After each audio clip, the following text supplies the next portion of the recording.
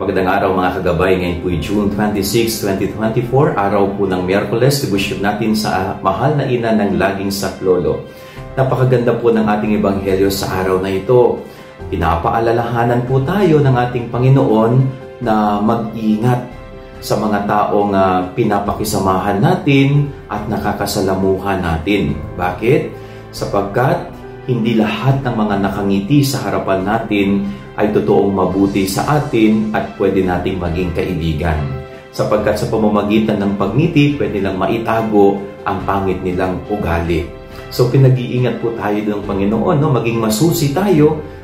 Kumbaga parang salain natin mabuti yung mga taong pinakikisamahan natin at kinakaibigan natin.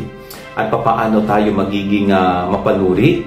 Sabi ng Panginoon sa Gospel, ang isang punong mabuti magbubunga ng mabuti. Ang isang punong sira at hindi mabuti ay sira din ang kanyang bunga. So doon po tayo mag-iingat. Malalaman natin kapag ang isang tao ay totoong mabuti kung ito'y sa pananalita ay mabuti din. Kung sa mga gawa ito ay kumbaga ay kabutihan din ang kanyang ginagawa. So hindi maitatago ang totoong ugali, ang totoong intensyon, the way na magsalita ang tao. Ma-identify mo agad kung mabuti ang isang tao kung paano siya manalita. At ma-identify mo rin ang tao sa mga bungang gawa niya.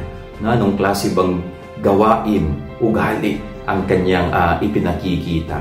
So, mag-iingat po tayo, no? Hindi lahat ay pwede nating ituring na kaibigan. Yung iba, kaibigan ng pagkarap, pero pagkatalikod ay hindi naman pala. Yan ang ating gabay aral ngayong maghapon. God bless po sa inyo lahat. Pagpalain kayo ng Panginoon.